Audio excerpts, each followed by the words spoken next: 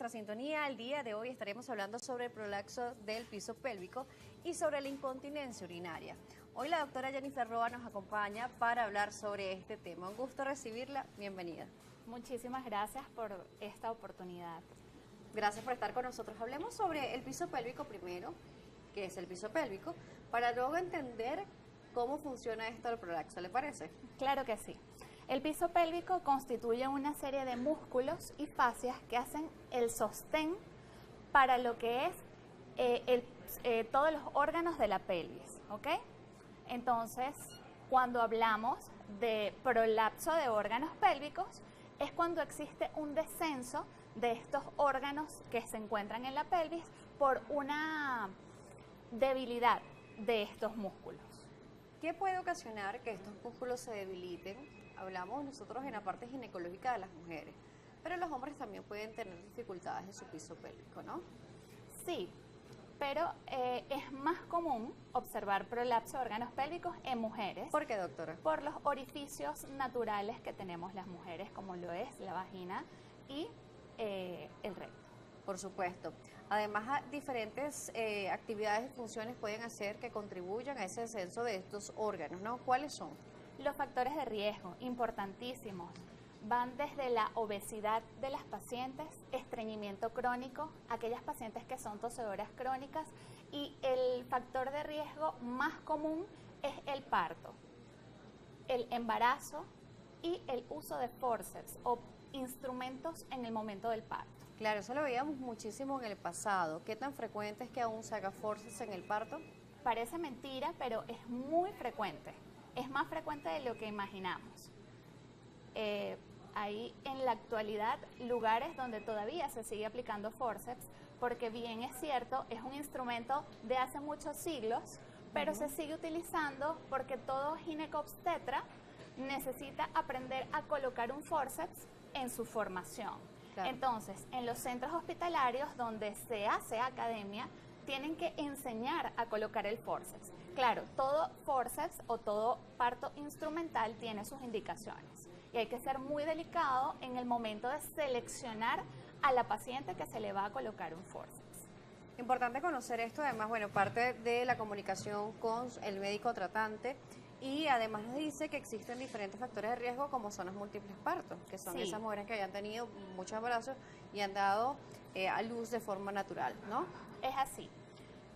Per se, el estar embarazada, solo con estar embarazada, ya es un factor de riesgo. Porque todos los órganos se mueven. Exactamente. Existe esa presencia, esa presión en el suelo de la pelvis, más que todo en el tercer trimestre. Ya el feto comienza a posicionarse para la salida y entonces existe presión, él se comienza a encajar en la pelvis y eso genera la distensión de los músculos. Si es cesárea, igualito el estar embarazada ya constituye un factor de riesgo para que esto, para padecer de prolapso de órganos pélvicos o incontinencia urinaria. Ahora, cuando llega el momento del parto, existen varios factores que pueden influir, como lo son, por ejemplo, la circunferencia cefálica. Si es una amplia circunferencia cefálica, va a necesitar la elongación mayor de los músculos de la pelvis para poder salir el feto.